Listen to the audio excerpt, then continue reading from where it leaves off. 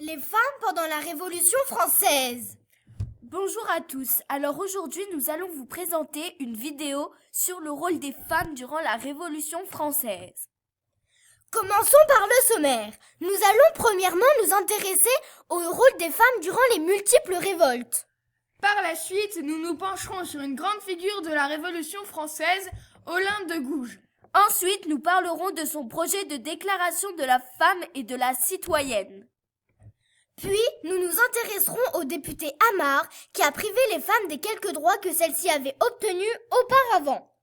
Enfin, nous conclurons sur les droits que les femmes ont obtenus à la fin de la Révolution française. Ainsi que quelques sources. Le rôle des femmes durant les multiples révoltes.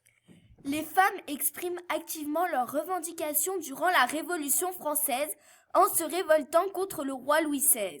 Elles obtiennent des droits nouveaux. Elles se réunissent souvent pour faire la lecture de la Convention nationale ainsi que quelques collectes, dans des clubs pour parler des affaires politiques. Elles écrivent aussi dans la presse. Olympe de Gouges.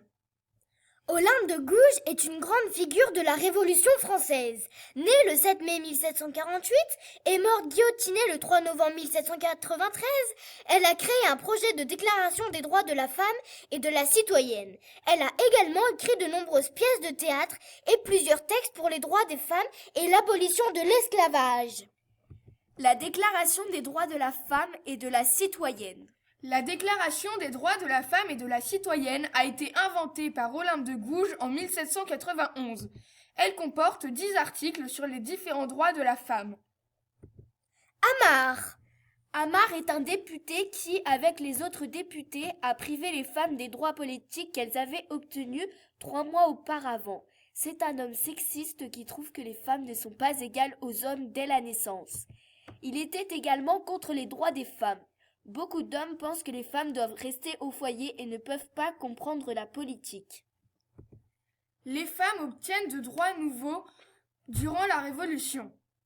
Les femmes obtiennent de nouveaux droits durant la Révolution française.